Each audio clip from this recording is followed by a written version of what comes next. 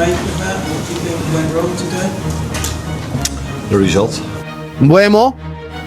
And we've conceded the first goal. There you go. We've conceded the first goal, guys. Well done. What are we doing, Maguire? And we concede.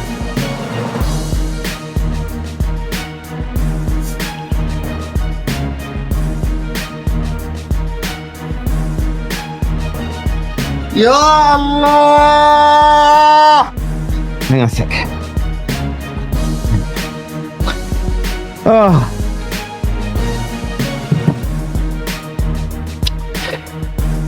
Cheers, everyone. Chin chin. That tastes good. Desperately to end the losing run today. It hasn't quite happened. Why do you think not? Because obviously we conceded a very sloppy second goal. Today, so I've got time. I lied. Yeah, no, when it comes to Liverpool losing, but listen, no, today's a really good day, so I've got time. But the interesting thing to me is that it almost sounds like Liverpool fans are like in stage. I've wasted champagne here. Yeah, Terry, that's disgraceful. Rich people problems. He's looking off the table. You're moving. No, mad. You're moving. That looks so sus. Bro, what are you doing? Off the table. It's got me fuck. It's on me. We're shit us. Honestly, God, we are awful. We're fucking awful.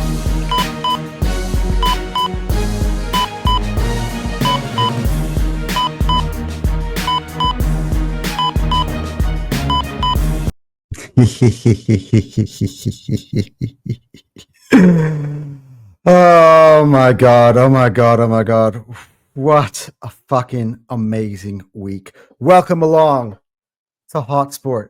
By the way, huge credit goes out to, I need to call out credit to the following people. Obviously to Terry Flores, who I work with at the Football Terrace. He was absolutely lit after his team, Man United, beat Liverpool. Hassam, that watch along will go down in folklore forever. Got a shout out to my main man, Tom Little, for that last part where it goes, we're shitos. And by the way, we're going to get back into a bit of that take as well.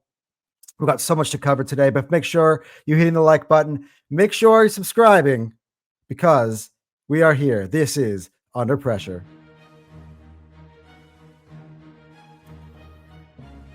Woo! Yes, and by the way, just for spoilers and so everybody understands, this is a very special Liverpool-only edition of Under Pressure. And I have to disclaim here before I start, I've broken a lot of rules, the Under Pressure rules this week for this video.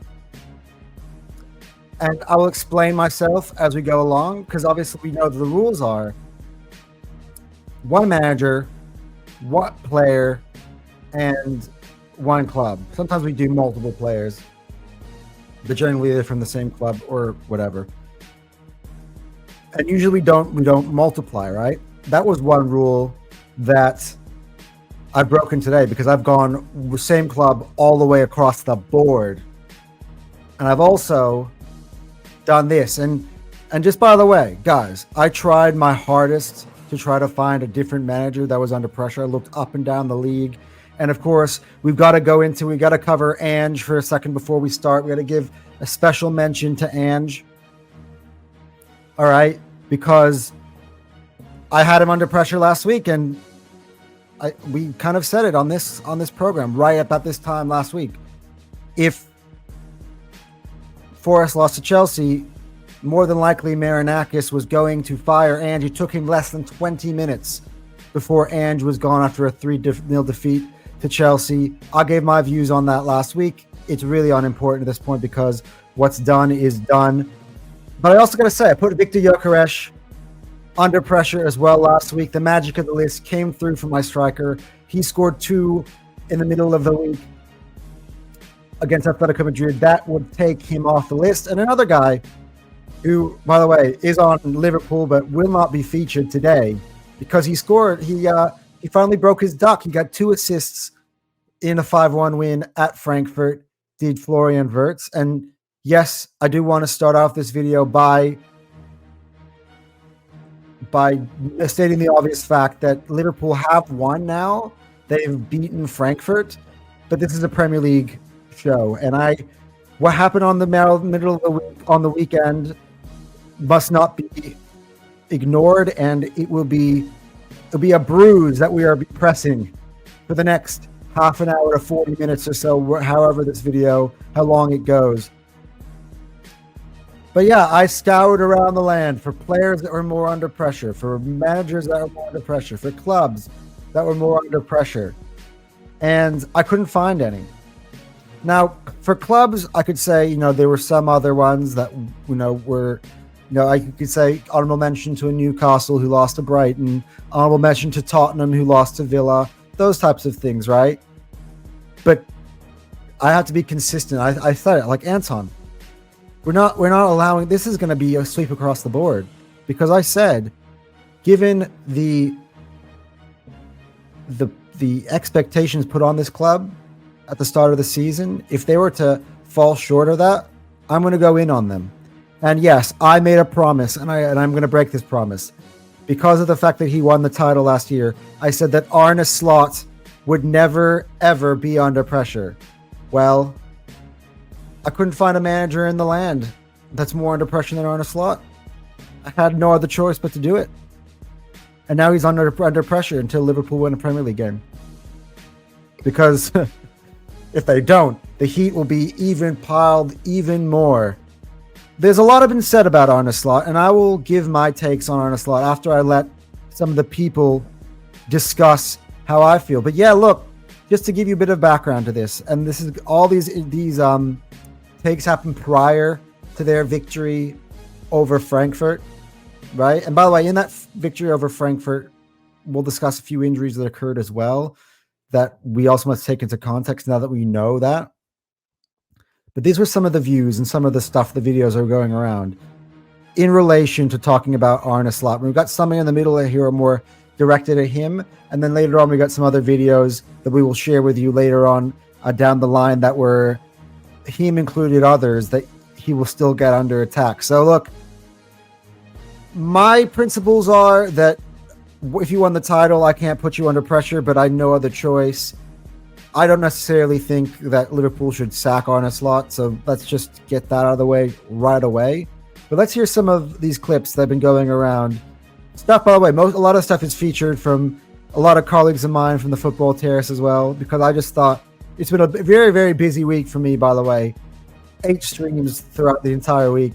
A lot of these I've been featured on, and a lot has been said, and let's get to it, because the reason why it was such an amazing week was because of the carnage that followed by Man United beating Liverpool. And Hassam is going to give you later on in a couple clips from now the context behind why that's such a big deal. But let's start out with this clip. It is from it's from the channel All Out Football, and it includes, by the way, Julian Lescott, former Man City player, but he wasn't the one who dropped the big statements on this clip. Let's have a listen. And this is about, by the way, we'll give it a like as well. We all support everybody here from this network. And here you go. This is kind of what they think is the problems going on right now at Liverpool following that loss to United. What do you think is going on at Liverpool? What I think is interesting, and a few Liverpool fans have mentioned this with concern, but Slot doesn't seem to quite know his best starting 11 yet. With the new signings, he's a bit reluctant to use Frimpong. Florian Wirtz, a big money signing, has been dropped. Ekitike was doing well, then he's been dropped for Isak, and there's a bit of confusion there with certain players being dropped. What's the best starting 11? What do you think is going on at Liverpool? What I think is interesting. Anyway. So you see, a lot of the frustration behind Liverpool fans. I'm not quite sure what happened in that video. Maybe we'll play it one more time. I don't know, because there was something going on here with the playback. But you could tell that there's frustration going on with Liverpool fans, and that's sort of it. They kind of feel like they bought this super talented squad of all these players they're excited about. This is the team, of course, supposed to run away with the league, and I think they're kind of using Arne Slot as a little bit of a scapegoat. I'm not going to lie, because at the same time, some of these players have to perform, but as well, he hasn't really trusted Frimpong as much as people would have liked. He hasn't really utilized Florian Wirtz probably in the way that Florian Wirtz would want to be utilized.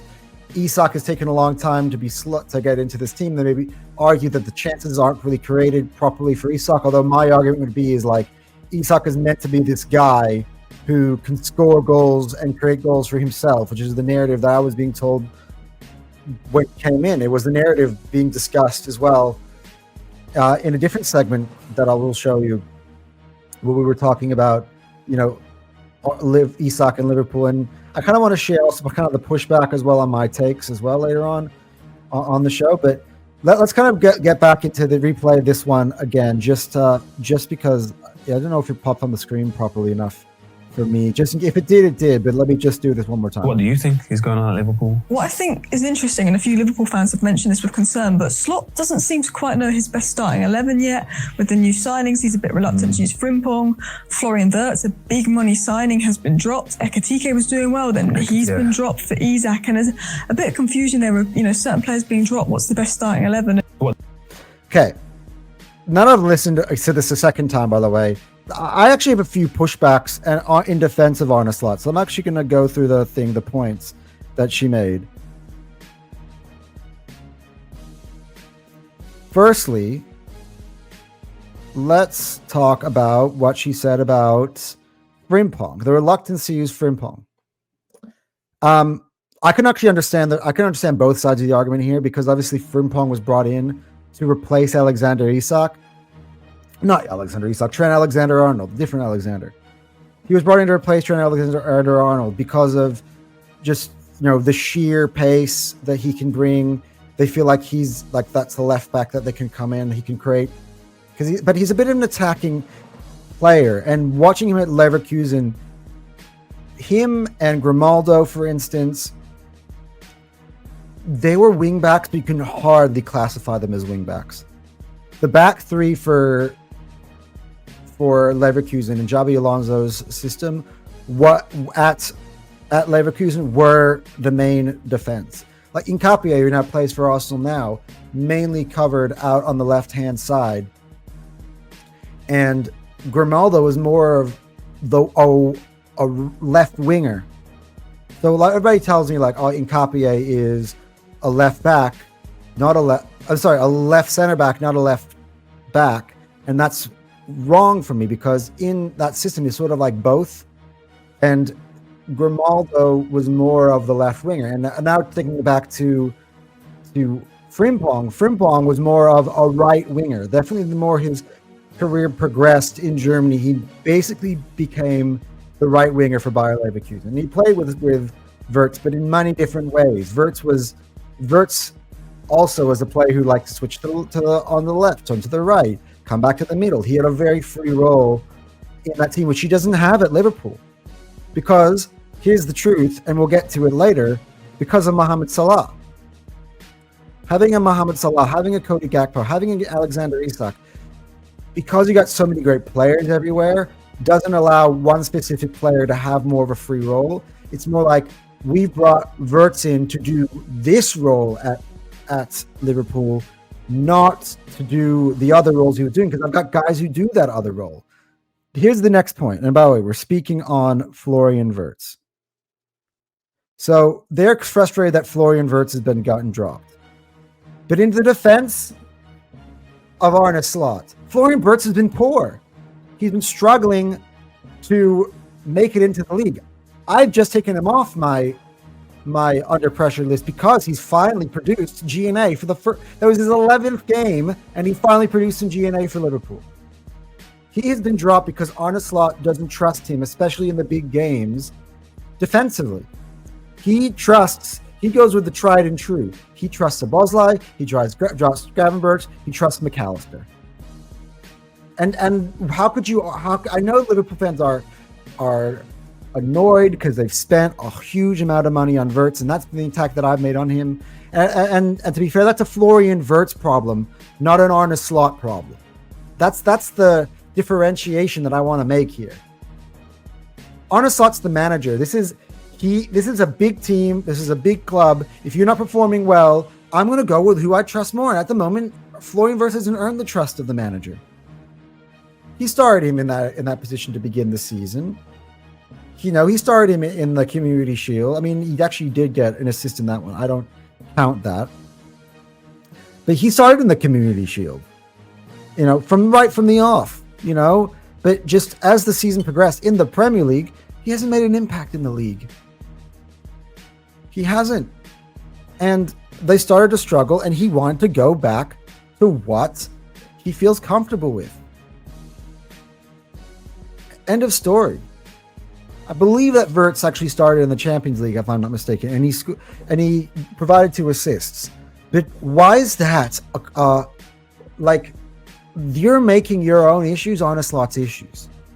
You're frustrated with Wirtz, not Slot in that respect. I'm sorry. I disagree on that part. The other one. He was doing well then, but he's been dropped for Isak and is a bit. Okay. This part, again, not an Arne Slot problem. This is a Michael Edwards problem. Because they bought Ekitike first.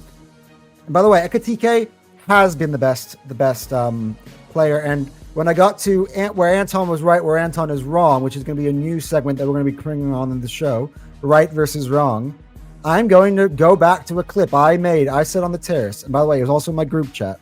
I said that Ekitike would score more than Isak. Now, of course, it's still TBD, but at the moment, Ekitike has been much more effective than Isak, and Ekitike came from another league.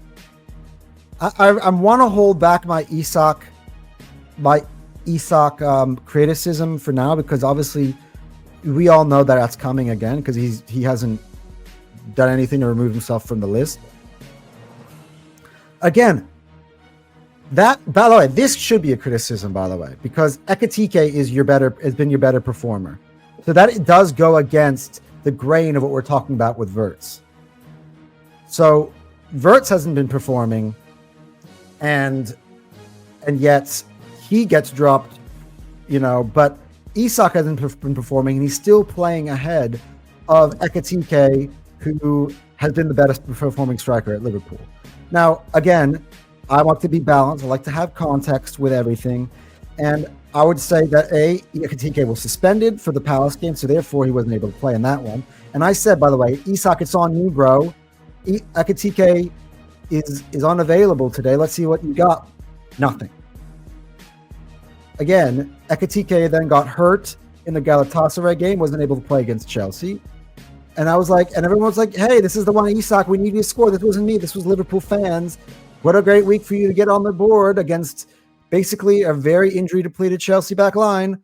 Nothing. But he did produce the flick on that gave the assistant goal, but he wasn't a threat throughout the entire game. He wasn't laying his. So I actually think that this is a fair criticism of the manager, that Ekitike probably should be playing. But then on the reverse side, which we will reverse on the argument we made for Wirtz, is you spent 130 million. You broke the record on Isak. You have to work his way in. He's apparently supposed to be the best player. I think at the moment we are currently in the middle of rewriting the book on 2 different players, on Hugo Ekitike and Alexander Isak.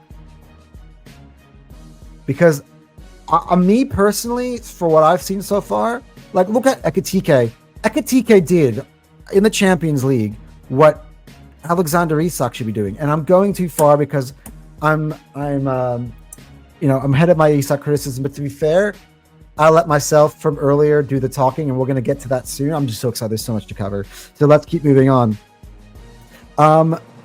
Yeah. So that kind of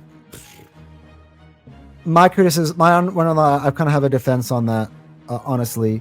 But here's my main man, Tom, and we saw this in the opening video, and he kind of goes in on Arne Slot a little bit. He goes on for a long time. I don't want to play it too long, but this is sort of like the idea of the criticism that's starting to be laid on the manager's desk, and then we'll get to Hassam as well. We're shit us. Honest to God, we are awful. We're fucking awful. I don't get what this manager's doing. I couldn't tell you what this manager's trying to do. For the first 50 minutes of the game, You know that 130 million quid striker we spent all summer chasing and then spending 130 million quid on? We had him play right centre mid so Alexis McAllister can play number 9. The fuck are we doing? Why did you spend 70 million quid on fullbacks who need to be dead far up the pitch to have an impact and make them do come by with the centre backs, which just invites pressure on us? Every decision he's made in the last 4 games has been mind-numbingly stupid. And today it was absolutely no difference. He shouldn't have started McAllister at all. I don't get what Curtis Jones needs to do to start. I really don't. He came on and was good again. I do not get what Curtis Jones needs to do to start football matches for Liverpool Football Club. I do not get what Federico Chiesa needs to do to start football matches for Liverpool Football Club. I think Chiesa has the most GA for us this season. And I know that when we play fucking Frankfurt midweek, I have to wait until the 65th, 70th minute to see him come on the pitch. All right. Well, that's probably a good break because it went to commercial break here. Let's bring back up Arne Slot. Okay. So a lot of what Tom is saying, I can understand the frustration. I don't know necessarily, like didn't really watch the game as closely from a tactical point of view. I will be upfront about that. If he feels that Isak is dropping too deep and McAllister is ahead of him, that is an interesting issue. But now all of a sudden we're talking about Curtis Jones and Chiesa and why are they not playing? This for me is, by the way, number one, we are giving these players way too much leeway, and I'm going to cook the players today when we get to that. I feel like Isak, Wirtz, whatever, you're speaking from two sides of your mouth. So you want all these great signings to come out and play, right? And now that they are playing, you're like, well, why isn't Chiesa playing? Why isn't Curtis Jones playing? And I agree. Those players, when they have played, have been some of Liverpool's better players, which is the funny part, because Liverpool were trying to build upon a championship team by adding all these extra stars, and it's kind of ruined the balance of the team. Let's be frank. So that from that point of view, yes. But at the same time, then if that's the case, why are the players that are spent to be superstar players you've bought ahead of them, why are they not performing? Why all of a sudden you spend all this money and now you want to see Chiesa and Curtis Jones? So now your problem is that he's not playing Chiesa and Curtis Jones. I saw other fans in the same video say, why isn't Isak and Wirtz being played together? Because I believe Wirtz did not start, as we said, Wirtz did not start the Manchester United game. So like, there's so much going on here. I understand why the lineups are frustrated, because I think maybe if I take my, if I take a step back, if I say that this was my club and I have a specific starting 11 that I want to see, and when the the manager comes out and plays that 11, I'm excited. But in that case, though, that best 11 would not include Chiesa and Curtis Jones. Let's say if I was a Liverpool fan, this would be my best 11. And of course, Alisson's hurt, so let's take the keeper out of it for now. Kirkez, Van Dijk, Konate, Frimpong, right? Then I would go Gravenberch, McAllister, Wirtz, Gakpo, Salah, Isak. It has to be Isak. But see, that's that part, right? That's for me the manager part. Let's take this another step. So Thomas said before, you bought these attacking fullback, but why are they playing so defensively? But for me, it's like, I get that point, because now you're asking people to do a job that they shouldn't be doing. But my question is, why did you buy those players specifically?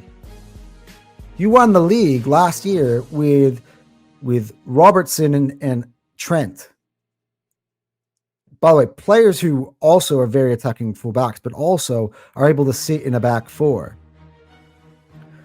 Wirtz, like Kirkez, as we mentioned last week, Kirkez was such an advanced player. They used to play long balls to Kirkes to start the attacks at Bournemouth, right? And as I've already mentioned, Frimpong, he's not even really a right back by any stretch of the imagination. He's a right wing back, mostly right wing part of that back. Not much back to Frimpong, right? So in that case, though, Connor Bradley makes sense, though, because if you want to play and have this the fullback sent back, Connor Bradley makes sense. If you're playing them all super high, super forward against Man United, Man United with Cunha and Guemo are going to cook you. So you have to understand that the manager's trying to find some sort of balance. It's not easy. What you're really missing out on, which is kind of the main point of this thing, is your squad doesn't have the correct balance. The players that you've brought in, the system you want to play, do not match. And you bought one extra striker than necessary. As I said, you should have just kept Ekitike as your starter and brought like a serviceable backup striker who you can count on to come off the bench and impact games rather than wasting a lot of money on Isak. And then with that Isak money, you could have bought more depth in defense. And you could have bought yourself another left winger. That's for me where they went wrong. But anyway, that's the Tom's argument. Let's get into the Hassam of it all.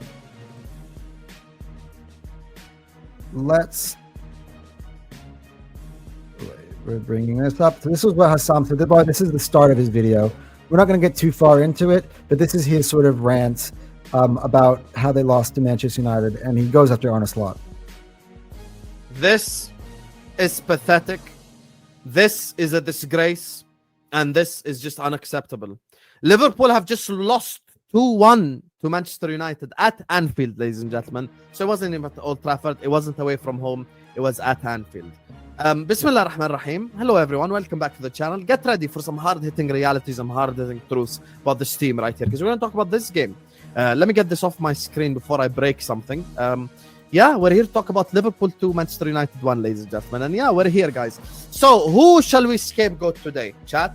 Let's all decide together. Who do you want to scapegoat? You tell me.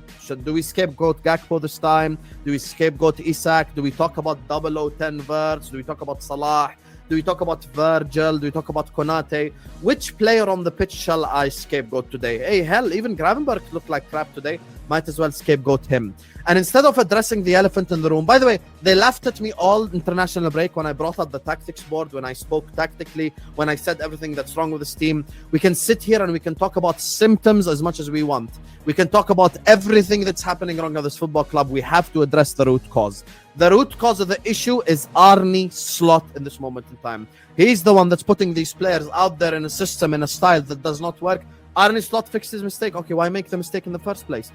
What has Jeremy Frimpong done wrong at right back?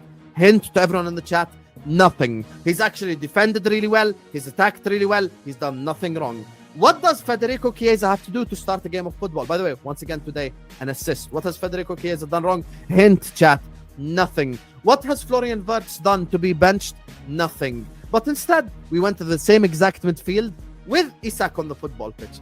And then people come here and go like, Isak should have scored. Yeah, Isak should have scored. But why is my £120 million player on one big chance created for him the whole game? Let's go back to City Everton. Okay. Oh my God. There's a lot of holes being poked in the Hassam argument. Lots of holes. Let's go back to first of all, let's start from his first point, right? Jeremy Frimpong. What has he done?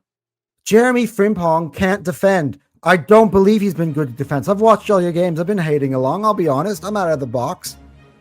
I've been hating along. Bruv, Jeremy Frimpong is not been good at defense. But he started off with an injury. Let's also begin that. There's also part of that. He's trying to work his way back in. Then he got injured again this weekend, in the middle of the week as well. But Connor Bradley straight up is just a better defender. When you're playing games like Chelsea and United, I think Connor Bradley suits Liverpool better in those matchups. He's just a better defender. That's what he's done to be dropped.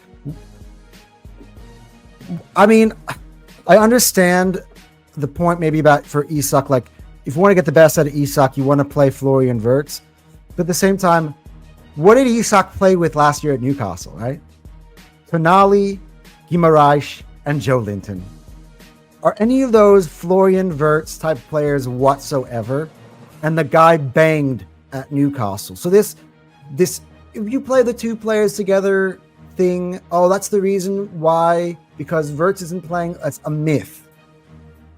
And Wirtz has warranted being dropped. Wirtz has sucked.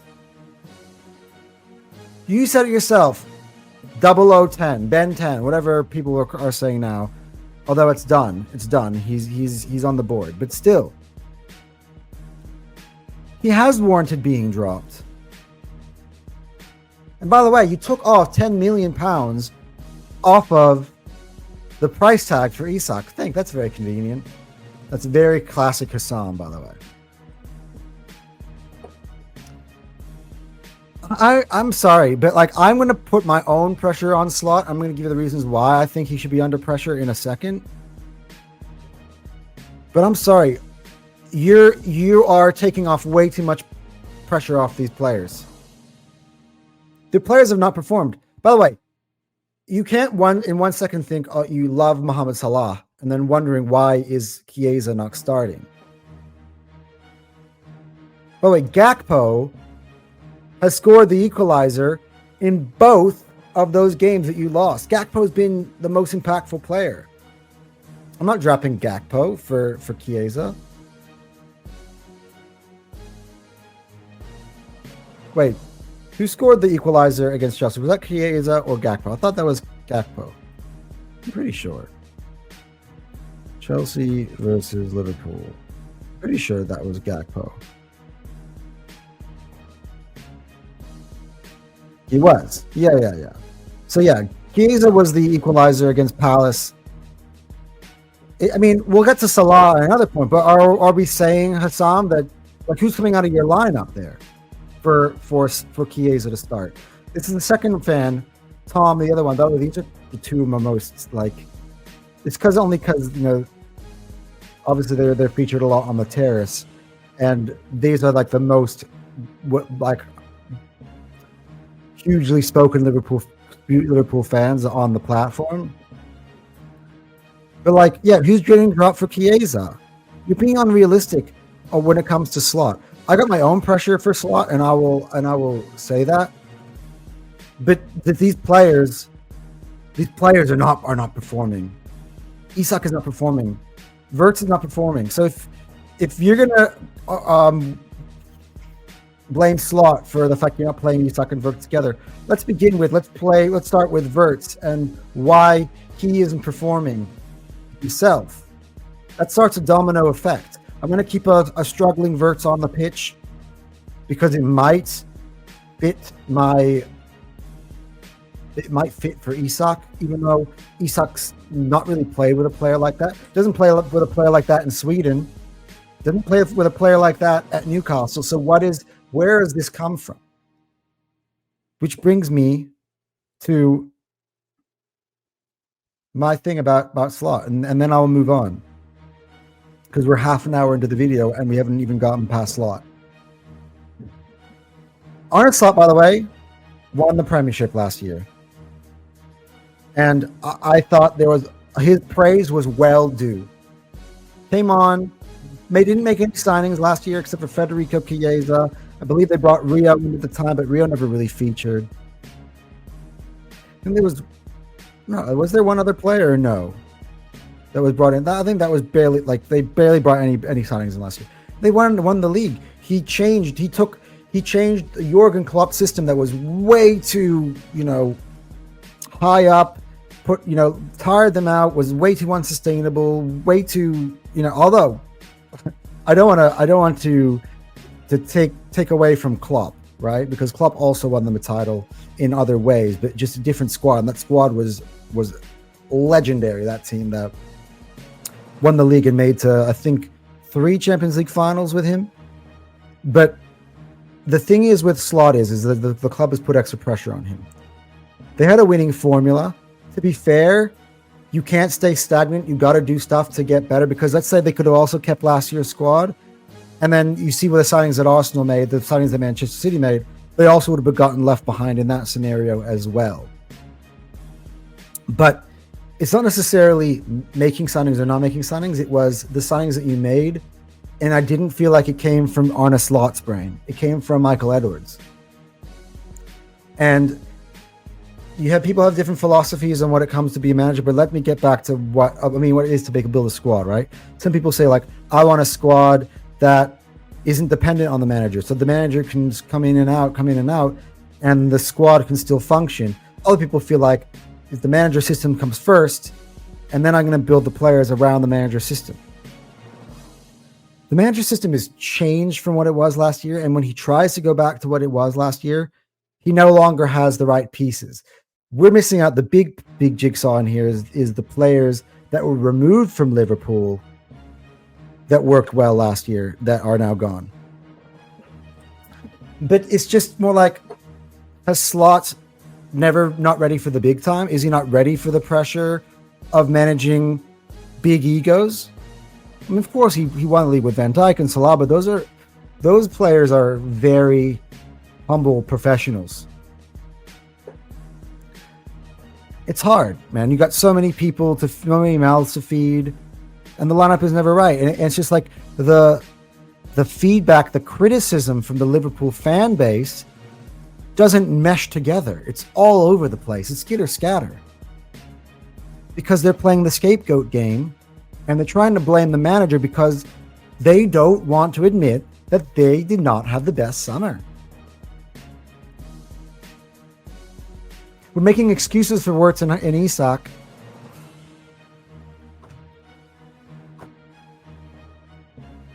But we're blaming it on the manager? I don't know, not from me. Not from me. He's under pressure, though, for the many reasons that you've seen. That everybody's after him. He's been named as the main reason for Liverpool's struggles. And now I'm going to move on, because, of course, he's still yet to work his way off the list. Alexander Isak. And you see how the Liverpool fans, now you're going to get for the first time on your pressure segment, it's not just my voice.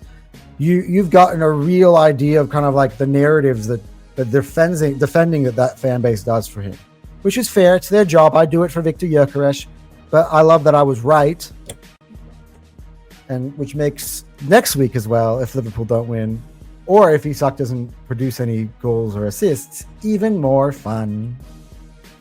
But let's there's a familiar face that I'd like to feature here here for my next video, for the next case study here. And all right, wait, is that me? Top right hand corner.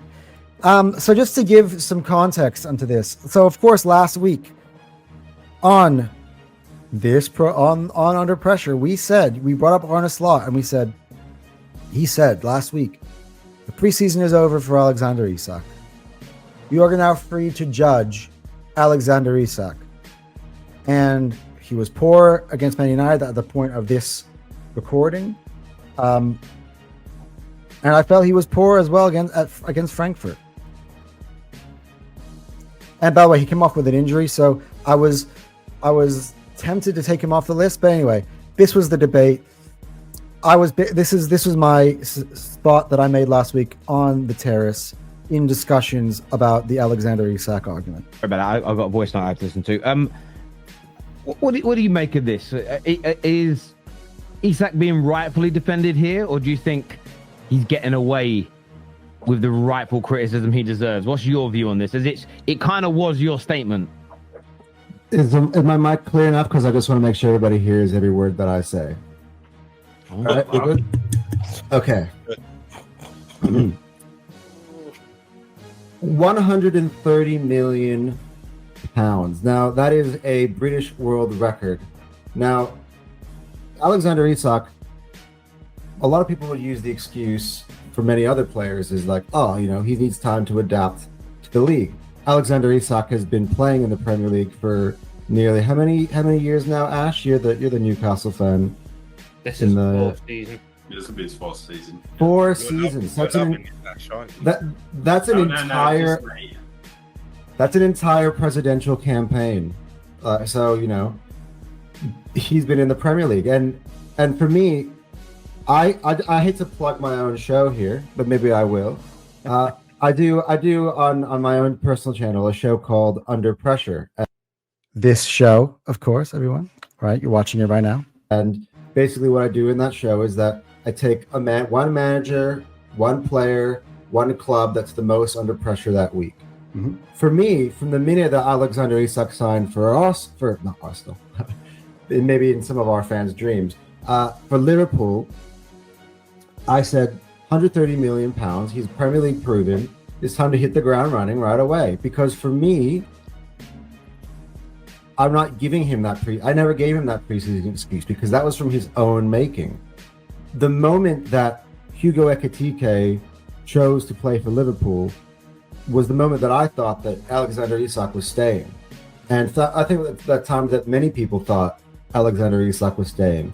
But at that point, he decided on his own, because I think he was poorly advised, to not go on preseason with Newcastle, to go on strike, and he forced this move. And Newcastle were very, very clear from the beginning that this is a player that they plan to have at the football club for a long time, and he obviously had other plans.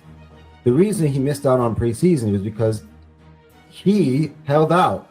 I think it's his responsibility to keep himself match fit in that time period of time. So for me, I just thought, because Terry was saying, if Isak joins Liverpool, Liverpool will be unstoppable, that they will run away with this league. Right at the moment, I don't see them running away with the league. I see the league running away from them. That's what I'm seeing right now. But it's not on Alexander Isak why we're not playing well. But regardless, he's 130 million pounds. I get your arguments, and I could use the exact same arguments because I know Ash is brimming with a big smile at the bottom corner because he wants to bring up Victor Gyökeres. So I could bring up those same arguments for Gyökeres, but you guys, when the shoe's on the other foot, will tell me, you guys bought Victor Gyökeres into Arsenal to be the man, and he's not firing at the moment. So I want to put that same energy, keep that same energy for a player who costed twice as much. And so anyway, so for 6 weeks now, I've had Alexander Isak as the player most under pressure, and 7 weeks he's still there. Probably week after week after week after week, he has still not gotten off the mark for Liverpool. Not even gotten off the mark. He hasn't made an impact in your games, with the exception of the little flick on that he gave in the Chelsea game for your equalizer. That was the one time I thought Alexander Isak was there making a positive impact for Liverpool. Other than that, it's not like he's making you guys even better. I'm sorry, but Darwin Núñez had more clear-cut chances in a Liverpool shirt than Alexander Isak. And the minute that I will admit, by the way, when I made this argument, I did stick my foot in my mouth because I probably shouldn't have brought in Núñez, or I worded it incorrectly. What I should have said, and what I'm probably meant to say, was that Darwin Núñez made more of an impact for Liverpool than Isak did. I said instead that they created more chances for Darwin Núñez. Maybe in that case, I got Isak a little bit off the hook. So, but it's just the way I worded it. It came out in the wrong way. But anyway, by the way, just before I continue, this is the Isak segment, because I've spoken on these shows so many weeks about Isak. I don't know how many times I can do it. This is why I'm just going to let myself take a break, allow past me from Tuesday morning to do it for me. That doesn't show how good Isak is, though. Let me finish. That reason why it's not his fault. Exactly. You done yourself. He's not getting it. Darwin Núñez had more clear-cut chances because the team was set up much better around him. Isak has one. I can't have a go at Alexander Isak when he's had one clear-cut chance. Because the team is so poorly set up around him, it doesn't create for him. Again, Tom here is an example again of using the slot as the scapegoat to protect Isak. I figured it out, right? The agenda from all Liverpool fans right now, even while they're losing, let's protect Alexander Isak at all costs. You notice that none of them are willing to go in on him and be like, no, bruv, you're not been good enough. Because my fans are. I'll give my credit for that, right? As annoyed I've been and how much I had to defend Gyökeres, my own fan base, at least they are willing to be self-critical where Liverpool fans can't do it. So I respect it from one point because I'm doing that. I'm the one fan doing it.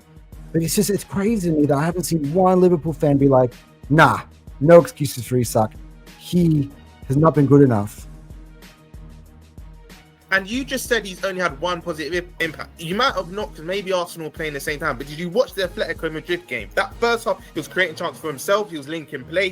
That was another game where he did make a positive. Did you watch this week's Atletico Madrid game, Roms? Because Victor Gyökeres played in the same exact fixture and actually banged 2 goals. That's impact.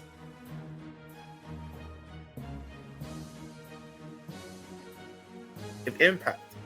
In our first Champions League game, I believe, yeah. So I think you're being, obviously entitled to your opinion, I think you're being a bit disingenuous. Yes, he needs to do more, but to say that... This is what the yardstick you want to hear his opinion when it comes to Gyökeres, it's going to flip right over. Trust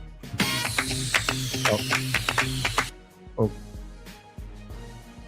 We will take a break from that clip, and I will speak as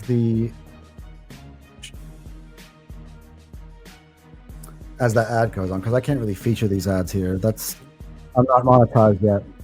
So, but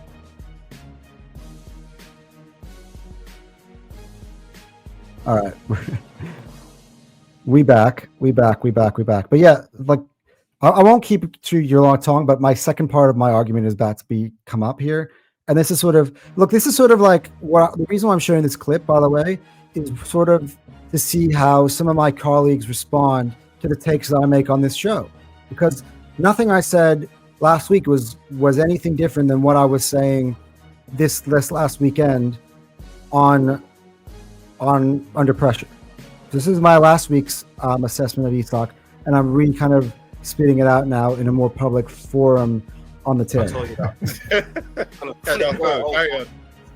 This is the measure stick that I'm measuring this with. If we're talking about any old striker, then yes. But again, I come back to the price tag. When I buy a Ferrari and it's performing like a Toyota Camry. I bought a Ferrari, not a Toyota Camry. I'm not using the standards of a Toyota Camry on a Ferrari. If I'm driving the Ferrari like a Toyota Camry, why am I shocked it's performing like a Toyota Camry? Why would you buy a Toyota Ferrari to drive it like a Toyota Camry, though? You've wasted money on a Ferrari. That's not my fault. You needed a Toyota Camry. That's the point I've been trying to make. You needed a Toyota Camry. You already had that's what's a good car for Ekitike here. Let's call him because he's Ekitike is a Tesla. I don't know. It's drive its own, electrically efficient. I don't know. Whatever. It's not a Ferrari. But paired next to your Tesla, you could have a Toyota Camry. Still reliable, but I can't say that much about Isak at the moment. It doesn't matter how we could have spent 300 million quid on Alexander Isak. Every striker needs the team to create chances.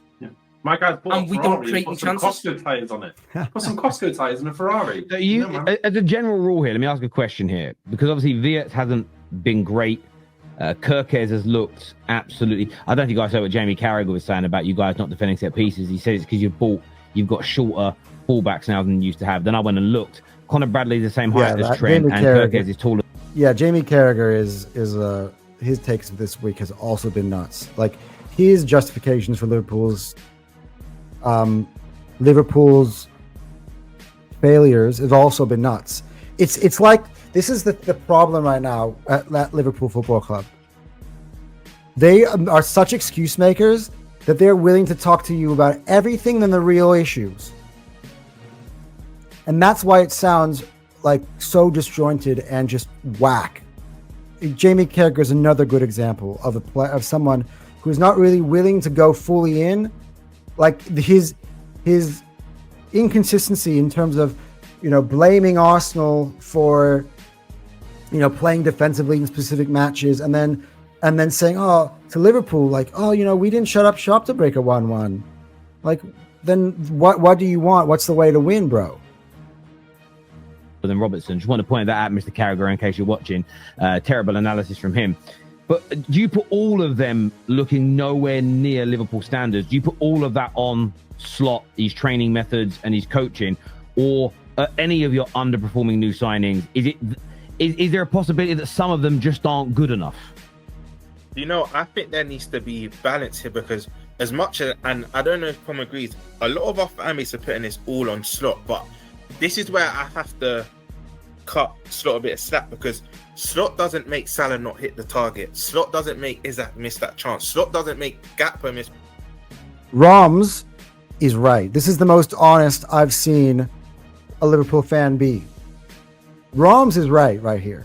In this point specifically, I was not in my head. I'm like, finally, a Liverpool fan has got the balls, big up Roms, to actually tell the truth. From 2 yards out. Yes, the structure's all wrong and whatnot, but I feel like everyone just blaming it all on Slot. Yes, when a lot of your players aren't playing well, it does come down to the manager. But these are little things that the players have to put away themselves, our forwards have to put away themselves. In terms of the Wirtz and Isaac stuff and new signings, the only new signings that succeeded so far, you could say, is Ekitike. Him and Chiesa being our best forwards, and they hardly touched the pitch, right? You've had Frimpong, which I think had a hard time. I didn't personally want him at the club. It was well documented before. Frimpong hadn't even played though. I know. Yeah, Frimpong was an odd fit. I don't ever really ever thought last year when he was playing for Leverkusen, this will be a Liverpool player under Arne Slot. I never thought that, just by the way. I agree with Roms. No, I know, but I'm just saying. That's what I'm saying. It's not really fair on him, but he's hardly played. Kirkes is being set up to play in a back three and be asked him to invert and be build up when that's not his game at all. So in them again, that's not Slot's problem. That's a problem with Michael Edwards. He has not identified what he actually needed. This is what Liverpool did this summer, and this is what I was saying literally in the club when the window shut. Arsenal went to the grocery store. We knew we needed eggs. We needed vegetables. We needed bread. We needed meat. We needed a few things for the household, some cleaning stuff.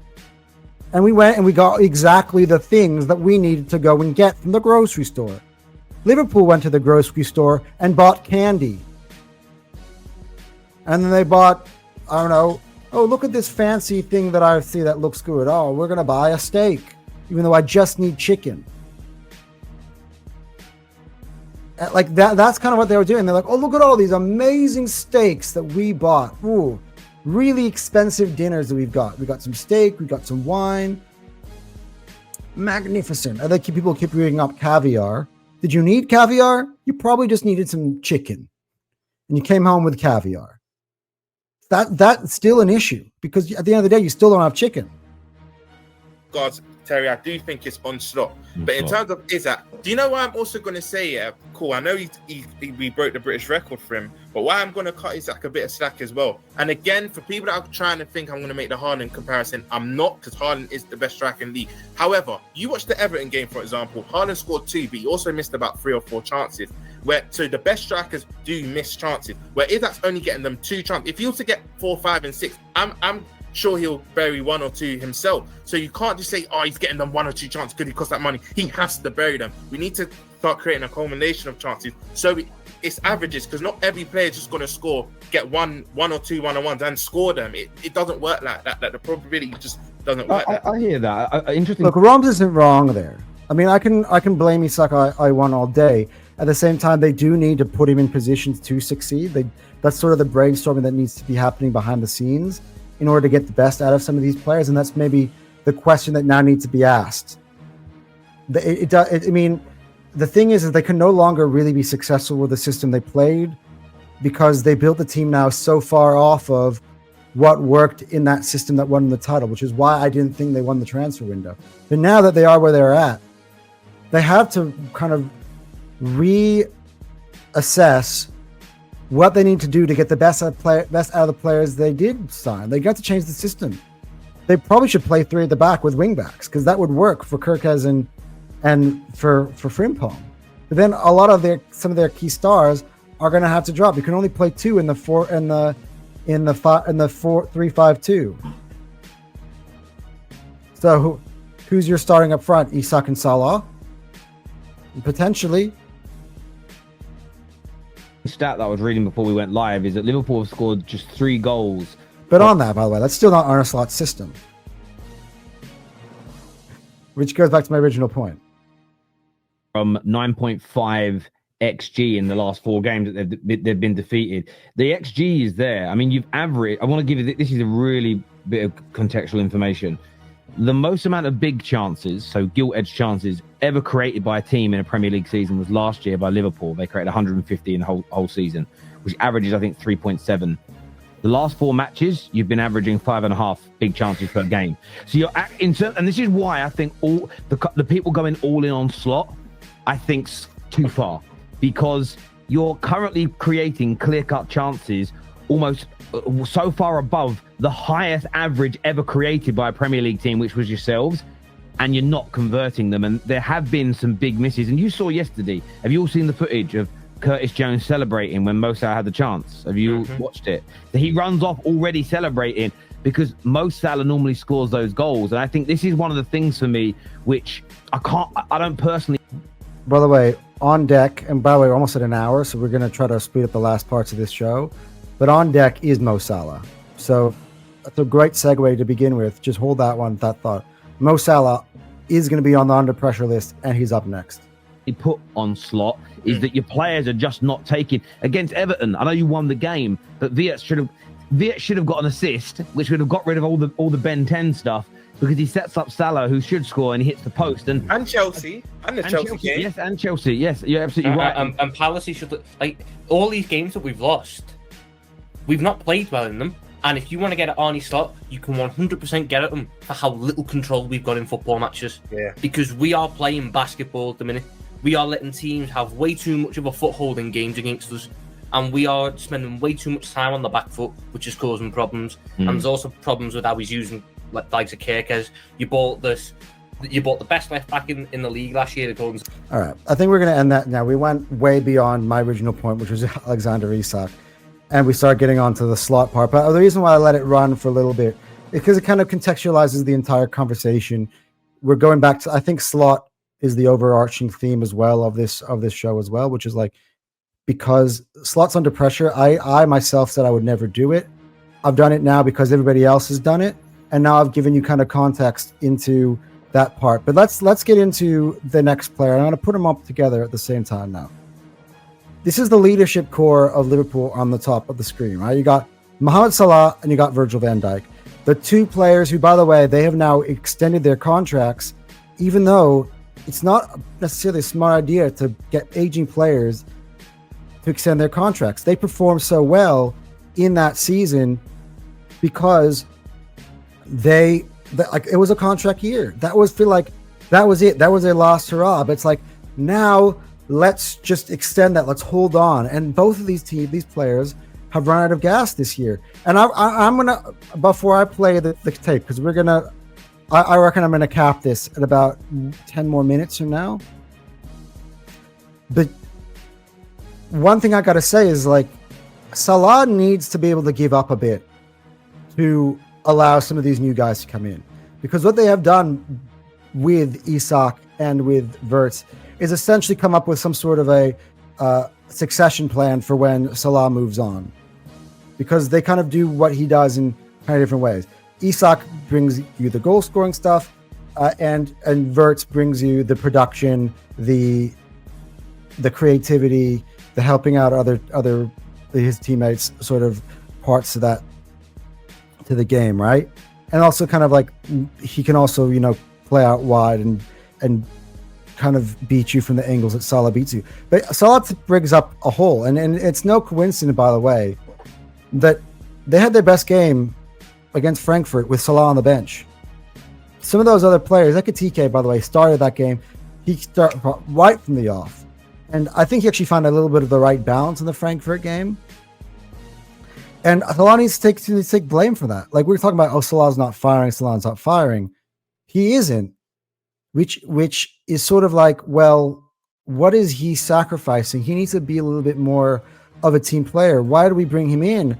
Why do we bring him back and then think, okay, we're going to splash a lot of money on the succession plan? Just let the succession plan play out. Be like, this is what the narrative should have been. We won our title with Slot, with kind of that Klopp players. Farewell to Van Dijk, farewell to Salah, amazing. Now we're starting from scratch. You were taking the pressure off and kind of let the team be built in Slot's image. But the leadership from both these sides, both these players, have been highly scrutinized by many. But first, we're going to get to that in a second. But firstly, let's hear from Arne Slot in terms of, he was asked a question post Manchester United about Mohamed Salah's form.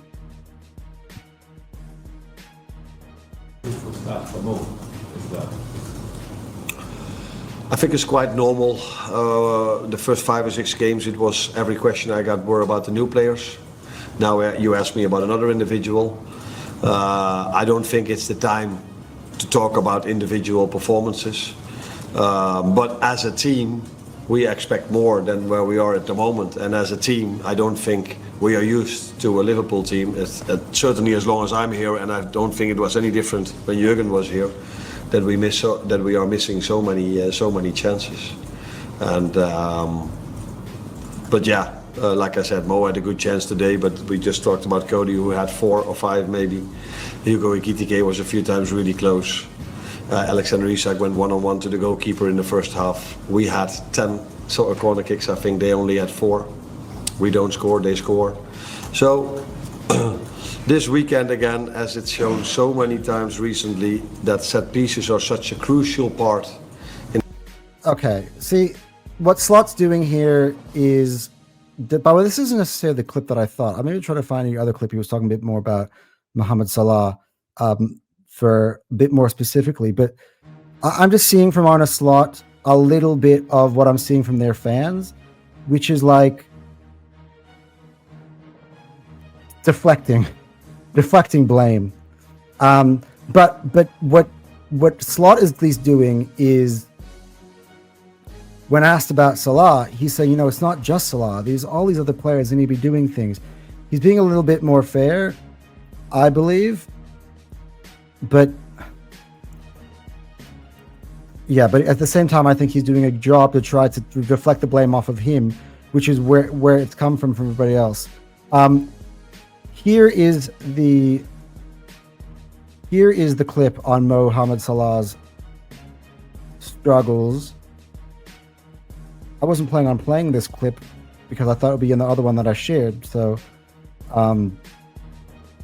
here we go. But yeah, and then we'll get to this, and then we'll get to the final bit here. But let's play this clip. I don't know if that's sharpness or not. It's so difficult for me to say why this is. I could come up with a few reasons, which I'm not sure if that is the reason, but I think in general in football, players miss chances. And Mo is a human being as well, so we're not used to him missing chances, let alone a few games in a row, but these things can happen.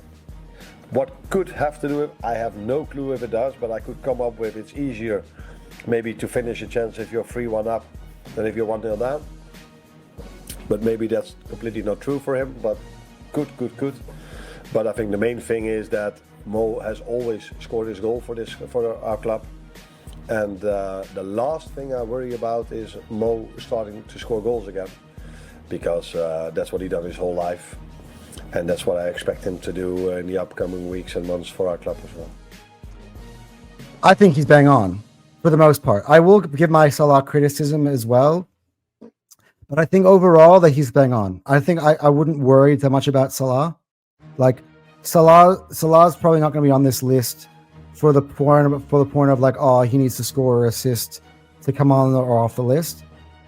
For me, It's just more like, yeah, Mohamed Salah will do Mohamed Salah things, but he hasn't played well this season. Let's be honest, he hasn't played well this season. This has not been a good performing year from Salah. They might not be in this mess. They look to Salah. Like, Salah's the one, like, you can talk about some of the other guys, the new additions, but they're not used to playing at this club. Salah is the leader of this football club. He's been in here for a long time. He's won Premier Leagues with them. You're expecting a certain level from him, which you are not getting, comes back to that whole point. Everybody's like clamoring for Chiesa. Why are you clamoring for Chiesa? Because Salah's not playing up to scratch. And then one more thing, and then we'll wrap up the video. Craig Burley went in on basically 3 of the player people on this screen. And yeah, he went on the leadership of Liverpool. I actually thought I thought he was bang on actually in his assessment. So let's bring Craig Burley now up. This is him on ESPN. He went kind of in on the leadership group of Liverpool, and Virgil van Dijk, who have now as well put on the under pressure list. Again, I think fairly, because I think he also, just like Salah, has not performed up to the level, and his performance has severely dropped off. And again, Liverpool conceded 11 goals. I think now 12 goals in all comps now. It's about a goal a game. I think it starts with leadership, and you could include the manager in that, but we'll get to him. Leadership is your star players. Your star players are Mo Salah, who's not taking the bull by the horns, and I actually think Virgil van Dijk. Virgil van Dijk, to me, is not leading at the moment, he's blaming. And Kerkez is having a bad time. There's no doubt about it. He's getting swallowed up by the pressure of going in with these big players in this huge football club with these big expectations.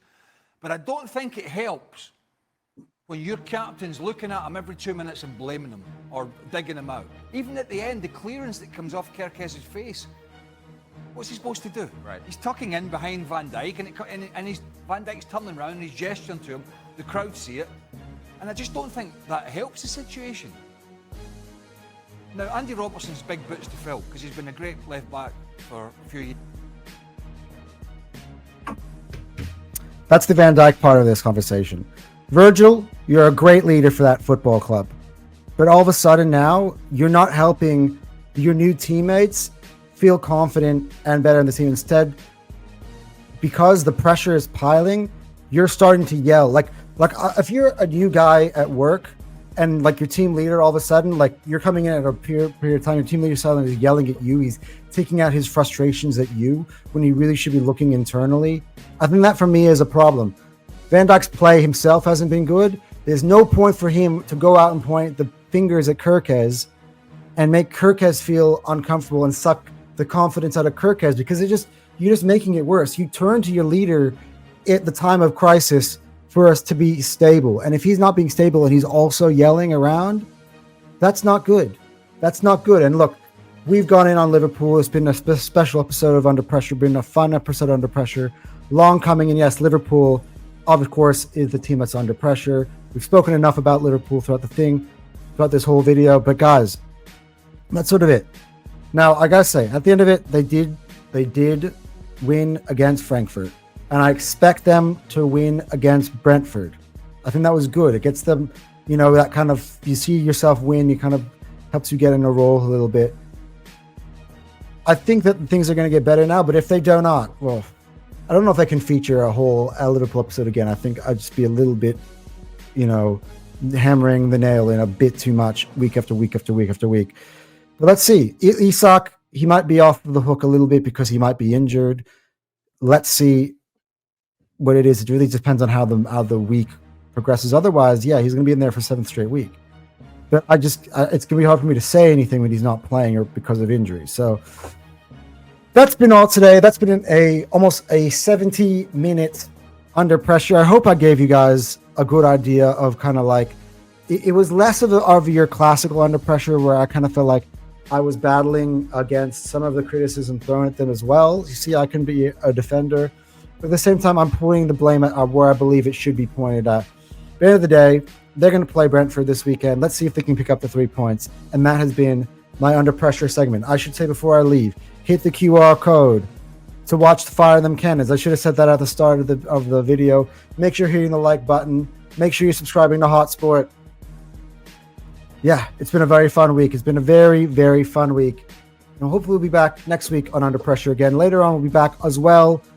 Maybe a couple of other segments, especially one today with what's it called? With Upset Alert. But until then, Anton out.